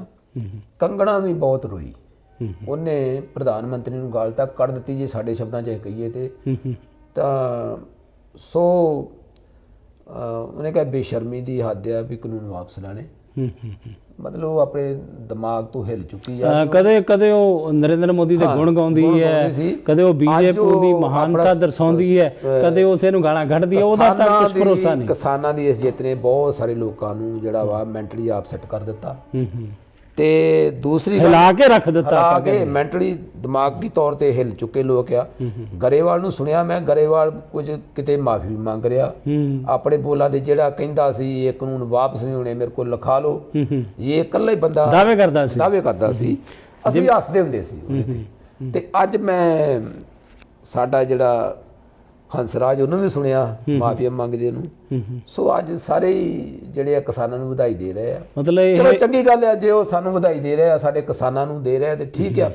ਜੋ ਚੰਗਾ ਕਹਿ ਰਿਹਾ ਉਹਨਾਂ ਲਈ ਆਪਾਂ ਕੋਈ ਮਾੜਾ ਨਹੀਂ ਬੋਲ ਸਕਦੇ। ਮਤਲਬ ਇਸ ਕਿਸਾਨੀ ਸੰਘਰਸ਼, ਕਿਸਾਨੀ ਅੰਦੋਲਨ ਦੀ ਇੱਕ ਇਹ ਬਹੁਤ ਵੱਡੀ ਜਿੱਤ ਹੈ। ਅੱਜ 19 ਨਵੰਬਰ 2021 ਨੂੰ ਜੋ ਪ੍ਰਧਾਨ ਮੰਤਰੀ ਨਰਿੰਦਰ ਮੋਦੀ ਨੇ ਜਿਹੜਾ ਇਹ ਬਿਆਨ ਦਿੱਤਾ ਹੈ, ਲੇਕਿਨ ਇਹਦੀ ਜਿਹੜੀ ਅਸਲ ਪ੍ਰਕਿਰਿਆ ਜਿਹੜੀ ਹੈ ਉਹ ਸ਼ੁਰੂ ਹੋਣੀ ਹੈ ਉਹ 26 ਤੋਂ ਬਾਅਦ ਜੀ 29 ਤੋਂ 31 ਤੱਕ ਪ੍ਰਕਿਰਿਆ ਜਿਹੜੀ ਆ ਇਹ ਚੱਲੇਗੀ, ਔਰ ਉਹਦੇ ਵਿੱਚ ਹੀ ਪਤਾ ਲੱਗ ਜਾਣਾ। ਔਰ ਇਹ ਤੁਸੀਂ ਵੀ ਔਰ तमाम ਕਿਸਾਨ ਜਥੇਬੰਦੀਆਂ ਵੀ ਇਹ ਮਤਲਬ ਚਾਹੁੰਦੀਆਂ ਨੇ ਕਿ ਜਿੱਥੇ ਸਾਡੇ ਦੇਸ਼ ਦੇ ਪ੍ਰਧਾਨ ਮੰਤਰੀ ਨਰਿੰਦਰ ਮੋਦੀ ਨੇ ਇਹ ਜਿਹੜਾ ਬਿਆਨ ਦਿੱਤਾ ਹੈ ਬਈ ਅੱਗੋਂ ਵੀ ਉਹ ਜੋ ਆਪਣੇ ਬਿਆਨ ਤੇ ਕਾਇਮ ਰਹਿਣਗੇ, ਇਹਦੇ ਵਿੱਚ ਕੋਈ ਜੁਮਲੇਬਾਜ਼ੀ ਨਹੀਂ ਹੋਏਗੀ, ਕੋਈ ਧੋਖਾ ਨਹੀਂ ਹੋਏਗਾ। ਜਿੱਥੇ ਇਹ ਕਾਨੂੰਨ ਵਾਪਸ ਲੈਣ ਦੀ ਗੱਲ ਕੀਤੀ ਹੈ, ਉੱਥੇ ਇਹ ਕਾਨੂੰਨ ਪ੍ਰਧਾਨ ਮੰਤਰੀ ਨਰਿੰਦਰ ਮੋਦੀ ਰੱਦ ਵੀ ਕਰਨਗੇ, ਔਰ ਉਹਨਾਂ ਨੂੰ ਕਰਨਾ ਹੀ ਪਵੇਗਾ, ਕਿਉਂਕਿ ਇਹ ਇੱਕ ਪੂਰੇ ਆਵਾਮ ਦੀ ਆਵਾਜ਼ ਹੈ, ਪੂਰੇ ਦੇਸ਼ ਦੀ ਆਵਾਜ਼ ਹੈ, ਪੂਰੇ ਭਾਰਤ ਦੇ ਕਿਸਾਨਾਂ ਦੀ ਆਵਾਜ਼ ਹੈ, ਕੇਵਲ ਪੰਜਾਬ ਦੀ ਹੀ ਗੱਲ ਨਹੀਂ। ਸੋ ਪੂਰੇ ਦੇਸ਼ ਦੇ ਵਿੱਚ, ਪੂਰੇ ਦੇਸ਼ ਦੇ ਅੰਦਰ ਸ਼ਾਂਤੀ ਦਾ ਮਾਹੌਲ ਕਾਇਮ ਕਰਨਾ ਇਹ ਸਭ ਤੋਂ ਵੱਡੀ ਜ਼ਿੰਮੇਵਾਰੀ ਹੁੰਦੀ ਹੈ ਦੇਸ਼ ਦੇ ਪ੍ਰਧਾਨ ਮੰਤਰੀ ਦੀ। ਬਿਲਕੁਲ ਜੀ। ਤੇ ਉਹ ਉਮੀਦ ਕਰਦੇ ਹੋ ਤੁਸੀਂ ਵੀ ਇਹ ਪੂਰਾ ਆਪਣੇ ਜਿਹੜੇ ਬੋਲਾਂ ਤੇ ਪ੍ਰਧਾਨ ਮੰਤਰੀ ਨਰਿੰਦਰ ਮੋਦੀ ਕਾਇਮ ਹੋ ਕੇ ਦਿਖਾਉਣਗੇ, ਉਤਰਨਗੇ? ਵੇਖੋ ਜੀ, ਦੇਸ਼ ਦਾ ਪ੍ਰਧਾਨ ਮੰਤਰੀ ਆ, ਰਾਜਾ ਆ, ਪ੍ਰੈਜ਼ੀਡੈਂਟ ਆ, ਕੋਈ ਛੋਟੀ ਜਿਹੀ ਹਸਤੀ ਤੇ ਹੈ ਨਹੀਂ। ਪ੍ਰਾਈਮ ਮਿਨਿਸਟਰ, ਹਾਂਜੀ, ਪ੍ਰਾਈਮ ਮਿਨਿਸਟਰ ਆ।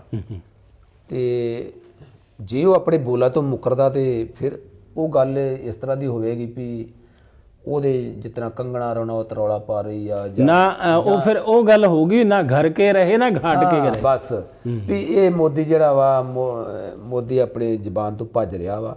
ਤੇ ਆਉਣ ਵਾਲੇ ਸਮੇਂ ਦੇ ਵਿੱਚ ਜਦੋਂ ਇਤਿਹਾਸ ਲਿਖਿਆ ਜਾਏਗਾ ਤੇ ਫਿਰ ਚੀਜ਼ ਹੋਊਗੀ ਇਹ ਚੀਜ਼ ਦਾ। ਤੇ ਮੋਦੀ ਦੇ ਸਲਾਹਕਾਰ ਵੀ ਉਹਨੂੰ ਦੱਸਣਗੇ ਵੀ ਹੁਣ ਵਾਪਸ ਨਹੀਂ ਗੱਲ, ਇਹ ਗੱਲ ਆਪਾਂ ਨੂੰ ਕਰਨੀ ਪੈਣੀ ਆ। ਤੇ ਚੰਗੀ ਗੱਲ ਆ, ਜੁਮਲਿਆਂ ਤੋਂ ਬਾਹਰ ਨਿਕਲ ਕੇ ਜੇ ਇਹਨੇ ਗੱਲ ਕੀਤੀ ਹੈ ਤੇ ਫਿਰ ਧੰਨਵਾਦ ਵੀ ਆ, ਕਰ ਸਕਦੇ ਅਸੀਂ। ਬਿਲਕੁਲ ਬਿਲਕੁਲ। ਤੇ ਆਉਣ ਵਾਲੇ ਸਮੇਂ ਦੇ ਵਿੱਚ ਥੋੜਾ ਜਿਹਾ ਸੌਖਾ ਵਿਚਰ ਲੈਣਗੇ ਲੋਕਾਂ 'ਚ। ਬਾਕੀ ਲੋਕ ਆਪਣਾ ਮਨ ਬਣਾ ਚੁੱਕੇ ਆ ਵੀ ਅਸੀਂ ਜਿੱਤ ਕੇ ਵਾਪਸ ਜਾਣਾ। ਮੈਂ ਵੀ ਜਿੰਨੀ ਵਾਰ ਜਾਣਾ ਅਰਦਾਸ ਕਰਕੇ ਤੁਰਦੇ ਆ ਵੀ ਅਰਦਾਸ ਕਰਿਓ ਕਿ ਜਿੱਤ ਕੇ ਵਾਪਸ ਆਈਏ। ਬਿਲਕੁਲ। ਔਰ ਸਾਡੀ ਵੀ ਗੁਰਬਾਣੀ ਅਖੰਡ ਬਾਣੀ ਚੈਨਲ ਵੱਲੋਂ ਸਾਡੀ ਵੀ ਇਹ ਅਰਦਾਸ ਹੈ ਕਿ ਜਿੱਥੇ ਅੱਜ ਐਡੀ ਵੱਡੀ ਜਿੱਤ ਕਿਸਾਨ ਅੰਦੋਲਨ ਨੇ, ਕਿਸਾਨ ਸੰਘਰਸ਼ ਨੇ ਪ੍ਰਾਪਤ ਕੀਤੀ ਹੈ, ਔਰ ਅੱਗੋਂ ਵੀ ਜਿਹੜੀ ਪੂਰਨ ਤੌਰ 'ਤੇ ਜਿਹੜੀ ਜਿੱਤ ਹੈ ਇਸ ਕਿਸਾਨ ਅੰਦੋਲਨ ਦੀ ਹੋਵੇ। ਚੜ੍ਹਦੀ ਕਲਾ ਦੇ ਵਿੱਚ ਇਹ ਕਿਸਾਨ ਅੰਦੋਲਨ ਰਿਹਾ, ਹੁਣ ਹੈ ਤੇ ਰਹੇਗਾ, ਤੇ ਜਿੱਤ ਕੇ ਨਗਾਰਿਆਂ ਦੀ ਚੋਟ ਦੇ ਨਾਲ, ਧਮਕ ਦੇ ਨਾਲ ਉੱਥੋਂ ਵਾਪਸ ਪੰਜਾਬ ਵੱਲ ਨੂੰ ਉਦੋਂ ਕਿਸਾਨ ਪਰਤਣਗੇ ਜਦੋਂ ਪੂਰਾ ਇਹ ਸਦਨ ਦੇ ਵਿੱਚ ਜਿਹੜੇ ਬਿੱਲ ਰੱਦ ਹੋ ਜਾਣਗੇ। ਹਾਂਜੀ, ਇਹ ਗੱਲ ਠੀਕ ਆ। ਜਿਸ ਦਿਨ ਦੀਵਾਲੀ ਸੀ ਤਾਂ ਮੈਂ ਉਸ ਦਿਨ ਨਾ ਘਰ 'ਚ ਕੋਈ ਦੀਪਮਾਲਾ ਕੀਤੀ, ਨਾ ਕੋਈ ਪਟਾਕਾ ਫੋੜਿਆ। ਤੇ ਮੇਰੇ ਬੱਚੇ ਮੈਨੂੰ ਕਹਿੰਦੇ ਸੀ, ਮੇਰੀ ਮਾਂ ਬੈਠੀ ਆ ਕਿ ਦੀਵਾਲੀ ਤੇ ਕੁਝ ਨਹੀਂ ਚਲਾਇਆ। ਮੈਂ ਕਿਹਾ ਮੇਰੇ ਉੱਥੇ 700 ਤੋਂ 800 ਕਿਸਾਨ ਜਿਹੜੇ ਸ਼ਹੀਦ ਹੋ ਗਏ, ਮੈਂ ਉਹਨਾਂ ਦੀਆਂ ਆਪਣੀਆਂ ਖੂਨ ਦੇ ਲਾਸ਼ਾਂ ਦੇ ਉੱਤੇ ਮੈਂ ਦੀਵੇ ਨਹੀਂ ਜਗਾ ਸਕਦਾ ਦੀਵਾਲੀ ਤੇ। ਮੈਂ ਜ਼ਿੰਦਗੀ 'ਚ ਪਹਿਲੀ ਵਾਰ ਇੱਕ ਦੀਵਾ ਨਹੀਂ ਜਗਾਇਆ ਦੀਵਾਲੀ ਤੇ। ਤੇ ਨਾਲ ਹੀ ਮੈਂ ਬੋਲਿਆ ਸਾ ਉਸ ਦਿਨ ਵੀ ਦੀਵਾਲੀ ਅਸੀਂ ਮਨਾਵਾਂਗੇ, ਜਿਸ ਦਿਨ ਅਸੀਂ ਜਿੱਤ ਕੇ ਵਾਪਸ ਆਵਾਂਗੇ ਬਹੁਤ ਸਾਰੀ ਦੀਵਾਲੀ ਮਨਾਵਾਂਗੇ, ਫੁੱਲਾਂ ਦੇ ਨਾਲ ਮਨਾਵਾਂਗੇ, ਦੀਪਮਾਲਾ ਕੀਤੀ ਜਾਊਗੀ, ਵੱਖਰੇ ਤਰ੍ਹਾਂ ਦਾ ਨਜ਼ਾਰਾ ਹੋਏਗਾ। ਅੱਜ ਮੇਰੀ ਬੇਟੀ ਮੈਨੂੰ ਕਹਿ ਰਹੀ ਸੀ, ਬੇਟਾ ਵੀ ਕਹਿ ਰਿਹਾ ਸੀ ਵੀ ਪਾਪਾ ਤੁਸੀਂ ਉਸ ਦਿਨ ਕਿਹਾ ਸੀ ਦੀਪਮਾਲਾ ਕਰੂੰਗਾ ਜਿਸ ਦਿਨ ਜਿੱਤਾਂਗੇ। ਤੇ ਮੈਂ ਫਿਰ ਉਹਨੂੰ ਇਹ ਸਵਾਲ ਕੀਤਾ, ਬੇਟਾ ਇੱਕ ਆਸ ਬੱਝੀ ਹੈ, ਤਾਂ ਇਹ ਆਸ ਦੇ ਨਾਲ ਆਪਾਂ ਹਾਲੇ ਇਸ ਚੀਜ਼ ਨੂੰ ਵਾਪਸ ਲੈ ਕੇ ਆਈਏ ਜਿੱਤ ਨੂੰ। ਉਹ ਚੀਜ਼ ਜ਼ਰੂਰੀ ਆ ਜਿੰਨਾ ਚਿਰ ਸਾਡੇ ਉੱਥੇ ਮੋਰਚਾ ਡਟਿਆ ਹੋਇਆ। ਜਿਸ ਦਿਨ ਅਸੀਂ ਚੱਲਾਂਗੇ ਉੱਥੋਂ ਦਿੱਲੀ ਤੋਂ, ਫਿਰ ਘਰ ਦੇ ਵਿੱਚ ਤੁਸੀਂ ਸਾਡੇ ਆਉਣ ਤੇ ਦੀਪਮਾਲਾ ਕਰਿਓ। ਪਰਮਾਤਮਾ ਕਰੇ ਇਹ ਜਿਹੜੀ ਅਰਦਾਸ ਹੈ ਹਰ ਕਿਸਾਨ ਦੀ ਪੂਰੀ ਹੋਵੇ। ਜੋ ਤੁਹਾਡੀ ਅਰਦਾਸ ਹੈ ਉਹ ਪ੍ਰਾਰਥਨਾ, ਉਹ ਫਰਿਆਦ, ਉਹ ਅਰਜ਼ ਹਰ ਕਿਸਾਨ ਦੀ ਪੂਰੀ ਹੋਵੇ।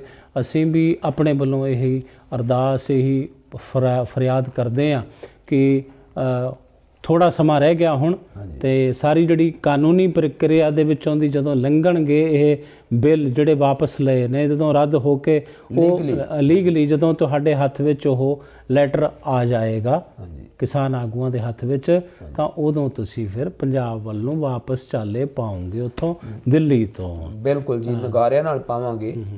ਤਾਂ ਸੋ ਮੈਂ ਤੁਹਾਡੇ ਚੈਨਲ ਦੇ ਮਾਧਿਅਮ ਰਾਹੀਂ ਦੱਸਣਾ ਚਾਹੁੰਦਾ ਆਵਾਮ ਨੂੰ, ਜਨਤਾ ਨੂੰ, ਭਈ ਜਾਗਣ ਦਾ ਵੇਲਾ ਆ, ਜਾਗੋ। ਜੇ ਤੁਹਾਨੂੰ ਸੱਦਿਆ ਜਾ ਰਿਹਾ ਦਿੱਲੀ, ਤੇ ਤੁਹਾਡੇ ਕੋਲ ਇੱਕ ਆਖਰੀ ਮੌਕਾ ਇਤਿਹਾਸ ਸਿਰਜਣ ਦਾ, ਜਿਹਦੇ ਵਿੱਚ ਤੁਸੀਂ ਕਹਿ ਸਕਦੇ ਜੇ ਵੀ ਅਸੀਂ ਇਸ ਮੋਰਚੇ ਦੇ ਪਾਂਧੀ ਸਾਂ, ਇਸ ਮੋਰਚੇ ਦੇ ਰਾਹੀ ਸਾਂ, ਅਸੀਂ ਇਸ ਮੋਰਚੇ ਦੇ ਆਗੂ ਸਾਂ। ਤੇ ਅਸੀਂ ਆਪਣੇ ਬੱਚਿਆਂ ਨੂੰ ਫਿਰ ਜਦੋਂ ਇਤਿਹਾਸ ਸੁਣਾਇਆ ਕਰਾਂਗੇ ਤੇ ਸ਼ਾਇਦ ਸਾਡੇ ਬੱਚੇ ਸਾਡੇ ਤੇ ਫਖਰ ਕਰਿਆ ਕਰਨਗੇ। ਬਿਲਕੁਲ ਬਿਲਕੁਲ। ਵੀ ਸਾਡੇ ਬਾਪੂ, ਸਾਡੇ ਮਾਂ, ਸਾਡੀ ਭੈਣ, ਸਾਡੀ ਦਾਦੀ ਉਸ ਮੋਰਚੇ ਦਾ ਹਿੱਸਾ ਸੀ। ਜਿਸ ਤਰ੍ਹਾਂ ਅਸੀਂ ਇਹ ਹਿਸਟਰੀ ਬਣੇਗੀ ਸਾਰੀ, ਇਤਿਹਾਸ ਆਉਣ ਵਾਲੀਆਂ ਨਸਲਾਂ ਸੁਣਿਆ ਕਰਨਗੀਆਂ, ਸੁਣਾਇਆ ਕਰਨਗੀਆਂ, ਪੜ੍ਹਿਆ ਕਰਨਗੀਆਂ, ਪੜ੍ਹਾਇਆ ਕਰਨਗੀਆਂ। ਕਿਉਂਕਿ ਹੁਣ ਇਲੈਕਟ੍ਰੋਨਿਕ ਮੀਡੀਆ ਦੀ ਗੱਲ ਆ, ਅਸੀਂ ਆਪਣੀ ਮਾਂ ਕੋਲ ਪਾਕਿਸਤਾਨ ਦੀ ਵੰਡ ਬਾਰੇ ਪੁੱਛਦੇ ਹਾਂ, ਕੋਈ ਸਾਥੀ ਮਿਲ ਜਾਂਦੇ ਆ, ਫਿਰ ਕਈ ਵਾਰ ਉਹ ਪੁੱਛ ਲਈਦਾ। ਪਰ ਹੁਣ ਤੇ ਬਹੁਤ ਕੁਝ ਸਾਹਮਣੇ ਆ।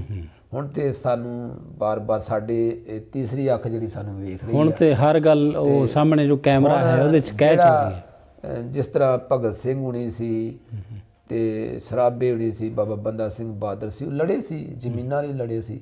ਤਾਂ ਉਹ ਸਿਰਫ ਆਪਾਂ ਤਸਵੀਰਾਂ 'ਚ ਵੇਖਦੇ ਹਾਂ। ਹੁਣ ਤਾਂ ਅਸੀਂ ਇੱਕ ਜਿੰਦਾ ਰੂਹਾਂ ਦੇ ਵਿੱਚ, ਜਿੰਦਾ ਲੋਕਾਂ ਦੇ ਵਿੱਚ, ਜਦੋਂ ਕਿਤੇ ਸਮਾਂ ਆਏਗਾ 100 ਸਾਲ ਬਾਅਦ, ਪਗੜੀ ਸੰਭਾਲ ਜੱਟਾ, ਪਗੜੀ ਸੰਭਾਲ ਤੇਰਾ ਲੁੱਟ ਗਿਆ ਮਾਲ ਜੱਟਾ, ਪਗੜੀ ਸੰਭਾਲ ਦਾ ਨਾਰਾ ਬੋਲਿਆ ਸੀ ਭਗਤ ਸਿੰਘ ਦੇ ਚਾਚਾ ਜੀ ਨੇ, ਉਹ ਮਿਸ਼ਨ ਚਲਾਇਆ ਸੀ। 100 ਸਾਲ ਬਾਅਦ ਫਿਰ ਇਹ ਚੱਲਿਆ, 8.5 ਮਹੀਨੇ ਉਹ ਚੱਲਿਆ ਸੀ, 12 ਮਹੀਨੇ ਚੱਲਿਆ। ਇਤਿਹਾਸ ਦੀਆਂ ਪੈੜਾਂ ਸਿਰਜਦਾ ਹੋਇਆ ਬੁਲੰਦੀਆਂ ਵੱਲ ਨੂੰ ਵਧਿਆ, ਜਿਵੇਂ ਉਹ 9 ਮਹੀਨੇ ਦਾ ਉਹ ਅੰਦੋਲਨ ਚੱਲ ਕੇ ਫਤਿਹ ਵੱਲ ਨੂੰ ਵਧਿਆ ਸੀ।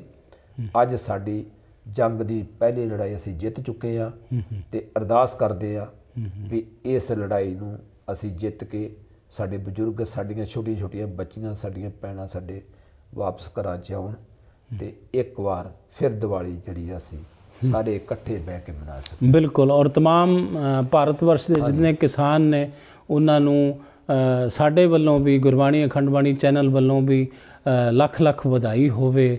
ਇਸ ਸਾਡੀ ਪਹਿਲੀ ਜਿਹੜੀ ਵੱਡੀ ਜਿੱਤ ਹੋਈ ਕਿਸਾਨ ਅੰਦੋਲਨ ਦੀ, ਕਿਸਾਨੀ ਸੰਘਰਸ਼ ਦੀ, ਜਿਨ੍ਹਾਂ ਨੇ ਯੋਗਦਾਨ ਪਾਇਆ ਇਸ ਕਿਸਾਨੀ ਅੰਦੋਲਨ ਦੇ ਵਿੱਚ, ਉਹਨਾਂ तमाम ਸਾਰੇ ਲੋਕਾਂ ਦੀ ਇੱਕ ਬਹੁਤ ਵੱਡੀ ਇਹ ਜਿੱਤ ਹੈ। ਜਿਨ੍ਹਾਂ ਨੇ ਉੱਥੇ ਲੰਗਰ ਲਾਏ, ਲੰਗਰ ਲਈ ਰਸਦਾਂ ਭੇਜੀਆਂ, ਹਰ ਉਹ ਮਦਦ ਕੀਤੀ ਜਿਨ੍ਹਾਂ ਨੇ ਵੀ ਕੀਤੀ, ਜਿਹੜੀਆਂ ਸੰਸਥਾਵਾਂ ਨੇ ਵੀ ਕੀਤੀ, ਉਹਨਾਂ ਦੇ ਲਈ ਵੀ ਅੱਜ ਇਹ ਬਹੁਤ, ਜਿੱਥੇ ਗੁਰੂ ਨਾਨਕ ਸਾਹਿਬ ਜੀ ਦਾ ਪਾਵਨ ਪ੍ਰਕਾਸ਼ ਗੁਰਪੁਰਬ ਹੈ 552ਵਾਂ, ਉੱਥੇ ਇੱਕ ਬਹੁਤ ਇਹ ਵੀ ਨਾਲ ਇੱਕ ਵੱਡੀ ਹੋਰ ਖੁਸ਼ੀ ਦੀ ਜਿਹੜੀ ਗੱਲ ਹੈ ਉਹ ਅਸੀਂ ਸੁਣ ਰਹੇ ਹਾਂ, ਦੇਖ ਰਹੇ ਹਾਂ, ਤੁਸੀਂ ਸੁਣ ਰਹੇ ਹੋ। ਸਾਨੂੰ ਇਸੇ ਮੁੱਦੇ ਦੇ ਉੱਪਰ ਵਿਚਾਰ ਕਰਦੇ ਹਾਂ।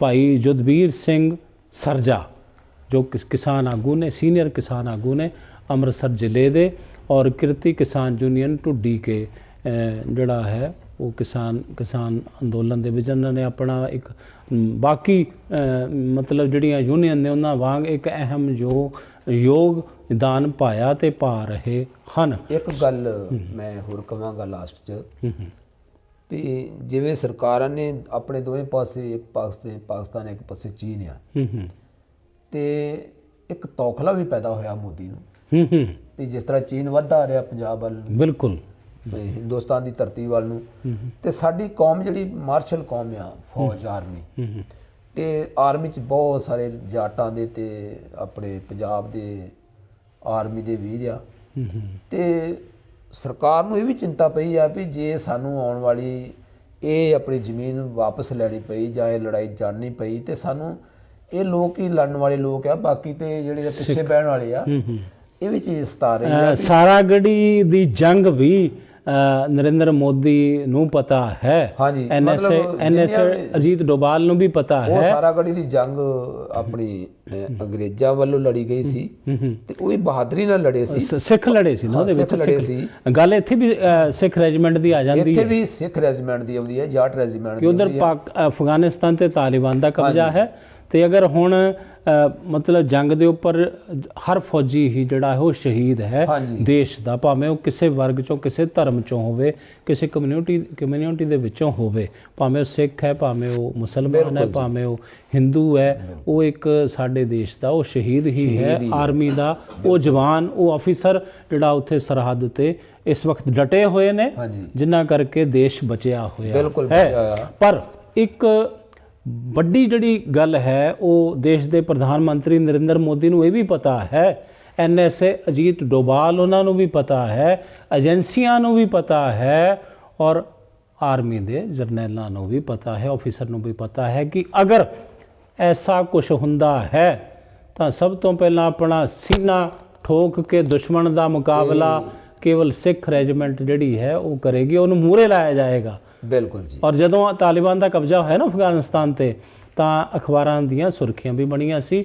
ਔਰ ਪ੍ਰਿੰਟ ਮੀਡੀਆ, ਡਿਜੀਟਲ ਮੀਡੀਆ ਦੇ ਵਿੱਚ, ਸੋਸ਼ਲ ਮੀਡੀਆ ਤੇ ਵੀ ਇਹ ਗੱਲਾਂ ਆਈਆਂ ਸੀ कि कोई बात नहीं, अगर तालिबान ने कब्ज़ा कर लिया है अफ़गानिस्तान के ऊपर, तो हमारे सिख जो हैं, हमारे सिख भाई हैं, आर्मी वाले जवान हैं, ऑफिसर हैं, ये अपना सीना तान देंगे लेकिन दुश्मन को भारत में घुसने नहीं देंगे। ਤੁਸੀਂ ਇੱਕ ਵੀਡੀਓ ਵਾਇਰਲ ਹੁੰਦੀ ਵੇਖੀ ਹੋਏਗੀ, ਅਸਾਮ ਦੇ ਗਵਰਨਰ ਦੀ, ਭਾਜਪਾ ਦਾ ਹੀ ਆ, हाँ बिल्कुल, ਜਿਹੜਾ ਬੋਲ ਰਿਹਾ ਆ, मेघालय, हाँ मेघालय का आ, बोल रहा भी मैंने मोदी जी को कहा था किससे पंगा लिया है, ये तो वो कौम है जो एक बार आगे बढ़ गई तो पीछे नहीं हटती, जब तक इसकी जान नहीं चले जाएगी तब तक ये जीत नहीं लेंगे, तब तक ये वापस नहीं जाएंगे।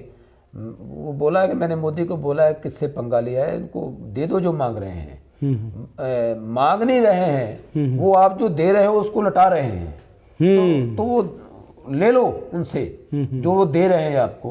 और बड़ी वधिया गल है उन्होंने दी भी असी तो मंग रहे कुछ नहीं, असीं जो मोदी सानू दे रहे हैं इन्हू वापस कर रहे हैं भी भाई सानू नहीं चाहिए, जिस चीज़ की सानू भुख नहीं गी उस चीज़ की सानू लोड़ नहीं गी, सानू ना दे, असी अपनी किरत करने वाले लोग, असी खेती दे नाल आ, असी इस धरती चों पैदा होए आ, धरती जिहड़ी अनाज दिंदी है सारे लोगों नूं, ਇਹ ਸਾਡੀ ਮਾਂ ਵਰਗੀ ਸਾਨੂੰ ਇਹ ਤਿੰਨੇ ਜਿਹੜੇ ਕਾਲੇ ਕਾਨੂੰਨ ਨੇ ਪ੍ਰਵਾਨ ਨਹੀਂ, ਔਰ ਇਹਨਾਂ ਨੂੰ ਰੱਦ ਕਰੋ, ਇਹੀ ਮੰਗ ਸੀ। ਔਰ ਉਸ ਜਿਹੜੀ ਸਾਡੀ ਇਹ ਮੰਗ ਸੀ ਉਹਦਾ ਜਿਹੜਾ ਪਹਿਲਾ ਪੜਾਅ ਆਪਾਂ ਕਹਿ ਲਈਏ ਵੱਡਾ, ਜਿਹੜੀ ਵੱਡੀ ਜਿੱਤ ਹੋਈ ਹੈ ਸਾਡੀ, ਔਰ ਅੱਗੋਂ ਵੀ ਉਮੀਦ ਹੈ ਦੇਸ਼ ਦੇ ਪ੍ਰਧਾਨ ਮੰਤਰੀ ਨਰਿੰਦਰ ਮੋਦੀ ਤੋਂ ਔਰ ਤਮਾਮ ਜਿਹੜੀ ਇਹ ਸਰਕਾਰ ਹੈ ਕਿ ਆਉਣ ਵਾਲੇ ਸਮੇਂ 'ਚ ਥੋੜ੍ਹੇ ਹੀ ਦਿਨਾਂ ਵਿੱਚ, ਕੁਝ ਦਿਨਾਂ ਵਿੱਚ ਜਦੋਂ ਇਹ ਕਾਨੂੰਨੀ ਪ੍ਰਕਿਰਿਆ ਵਿੱਚੋਂ ਸਾਰਾ ਕੁਝ ਲੰਘ ਜਾਏਗਾ ਤਾਂ ਇੱਕ ਉਹ ਜਦੋਂ ਲੈਟਰ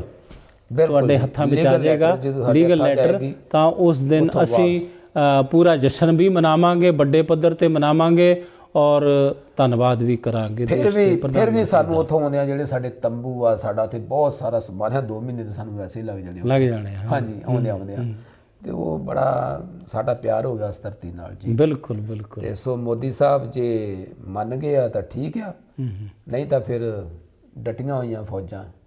ਤੇ ਅਸੀਂ ਆਸ ਕਰਦੇ ਹਾਂ ਵੀ ਸਾਨੂੰ ਆ ਜਿਹੜੀ ਸਰਦੀ ਉੱਥੇ ਨਾ ਗੁਜ਼ਾਰਨੀ ਪਵੇ। ਤੇ ਚੰਗੀ ਗੱਲ ਹੈ ਜੇ ਮੋਦੀ ਨੇ ਇਹ ਕਾਨੂੰਨ ਜਿਹੜੇ ਵਾਪਸ ਲੈਣ ਦੀ ਗੱਲ ਕਹੀ ਆ ਤੇ ਸੋ ਉਹਨਾਂ ਨੂੰ ਕੋਈ ਜ਼ਮੀਨ ਜਗ੍ਹਾ ਮਿਲ ਜੇਗੀ ਭਾਜਪਾ ਦੇ ਲੋਕਾਂ ਨੂੰ ਤੁਰਨ ਫਿਰ ਲਈ, ਨਹੀਂ ਤਾਂ ਆਉਣ ਵਾਲਾ ਸਮਾਂ ਬੜਾ ਖਤਰਨਾਕ ਆ। ਉਹਨਾਂ ਨੂੰ ਹਰ ਥਾਂ ਦੇ, ਜਿਸ ਤਰ੍ਹਾਂ ਜੰਗਲ ਦੇ ਵਿੱਚ ਬੱਕਰੀ ਨੂੰ ਸ਼ੇਰ ਨਜ਼ਰ ਨਹੀਂ ਆਉਂਦਾ, ਤੇ ਨਹੀਂ ਤੇ ਭਾਜਪਾ ਦੇ ਸਾਰੇ ਆਗੂਆਂ ਨੂੰ ਇਹ ਕਿਸਾਨ ਜਿਹੜੇ ਆ ਉਹ ਸ਼ੇਰ ਵਰਗੇ ਨਜ਼ਰ ਆਉਂਦੇ ਆ। ਬਿਲਕੁਲ, ਮਤਲਬ ਹਰ ਇਨਸਾਨ ਆਪਾਂ ਕਹਿ ਲਈਏ, ਇਕੱਲਾ ਕਿਸਾਨ ਹੀ ਨਹੀਂ, ਹਰ ਇਨਸਾਨ, ਉਹ ਇਨਸਾਨ ਜੋ ਸਮਝਦਾ ਹੈ ਕਿ ਰਾਜਨੀਤੀ ਔਰ ਗੰਦੀ ਰਾਜਨੀਤੀ ਕੀ ਹੁੰਦੀ ਹੈ, ਧਰਮ ਦੇ ਨਾਂ 'ਤੇ ਰਾਜਨੀਤੀ ਕੀ ਹੁੰਦੀ ਹੈ, ਉਹਨੂੰ ਜਾਣ ਚੁੱਕਾ ਹੈ ਅੱਜ ਦਾ ਇਨਸਾਨ, ਅੱਜ ਦਾ ਨੌਜਵਾਨ, ਅੱਜ ਦਾ ਬੱਚਾ, ਸਾਡੇ ਬਜ਼ੁਰਗ ਵੀ। ਤੇ ਫਿਰ ਇਹ ਤਾਂ ਸਾਰਾ ਕੁਝ। ਆਖਰੀ ਬੇਨਤੀ ਦੇ ਨਾਲ ਛੁੱਟੀ ਲੈਣਾ ਵੀ ਇਲੈਕਸ਼ਨ ਸਿਰ ਤੇ ਆ, ਪੋਲੀਟੀਕਲ ਪਾਰਟੀਆਂ ਜਿਹੜੀਆਂ ਵਾ ਘਰਾਂ 'ਚ ਆ ਰਹੀਆਂ ਵਾ, ਤੇ ਜਿਸ ਤਰ੍ਹਾਂ ਅੱਜ ਮੋਦੀ ਨੇ ਐਲਾਨ ਕੀਤਾ ਵਾ ਕੁਝ ਦਿਨ ਖੜਾ ਛੱਡ ਦਿਓ, ਤੇ ਜਿੰਨਾ ਕੁ ਜ਼ੋਰ ਤੁਸੀਂ ਪੋਲੀਟੀਕਲ ਪਾਰਟੀ ਦੇ ਜਿੰਦਾਬਾਦ ਮੁਰਦਾਬਾਦ ਦੇ ਨਾਅਰੇ ਲਾਉਂਦੇ ਜੇ, ਕਿਤੇ 5 ਦਿਨ ਤੁਸੀਂ ਸਿੰਘੂ ਮੋਰਚੇ 'ਤੇ ਚੱਲ ਜਾਓ ਤੇ ਜੀਵਨ ਵੀ ਸਫਲ ਹੋ ਜਾਏਗਾ ਤੁਹਾਡਾ, ਤੇ ਹਿੱਸੇਦਾਰ ਵੀ ਬਣ ਜਾਓਗੇ ਉਸ ਕਾਨੂੰਨ ਦਾ। ਵੋਟ ਤਾਂ ਤੁਸੀਂ ਪਾ ਹੀ ਦੇਣੀ ਜਿੱਥੇ ਪਾਉਣੀ ਆ, ਤਾਂ ਉਹ ਤਾਂ ਸ਼ਰਾਬ ਦੀਆਂ ਬੋਤਲਾਂ ਤੇ ਵੀ ਪੈਣੀ ਆ, ਤੇ ਉਹ ਫਿਰ 500 ਰੁਪਏ ਤੇ ਵੀ ਪੈਣੀ ਆ, ਮਤਲਬ ਜ਼ਮੀਨ ਨਾਲ ਵੀ ਪੈਣੀ ਹੈ। ਮਤਲਬ ਆਪਣੀ ਜ਼ਮੀਰ ਨੂੰ ਔਰ ਉਸ ਵੋਟ ਨੂੰ ਵੇਚੋ ਨਾ। ਜ਼ਮੀਰ ਨੂੰ ਮਾਰ ਕੇ ਤੁਸੀਂ ਜਿੱਤੇ ਤਾਂ ਫਿਰ ਗੁਰੂ ਵੇਖਦਾ ਤੁਹਾਨੂੰ। ਜ਼ਮੀਰ ਦਾ ਮਰ ਜਾਣਾ ਅਸਲੀ ਮੌਤ ਆ, ਅਸਲੀ ਮੌਤ। ਜਿਹੜਾ ਇਨਸਾਨ ਜਿਹੜੀ ਮੌਤ ਮਰਦਾ ਵਾ ਉਹ ਮੌਤ ਨਹੀਂ ਹੁੰਦੀ, ਜਦੋਂ ਜ਼ਮੀਰ ਮਰਦੀ ਆ ਬੰਦੇ ਦੀ ਉਹ ਮੌਤ ਮਰ ਜਾਂਦੀ ਆ। ਉਹ ਕਹਿੰਦੇ ਨਾ ਵੀ ਜਿਹੜਾ ਸਭ ਤੋਂ ਜਿਹੜਾ ਹੁੰਦਾ ਚੁੱਪ ਰਹਿਣਾ ਸਭ ਤੋਂ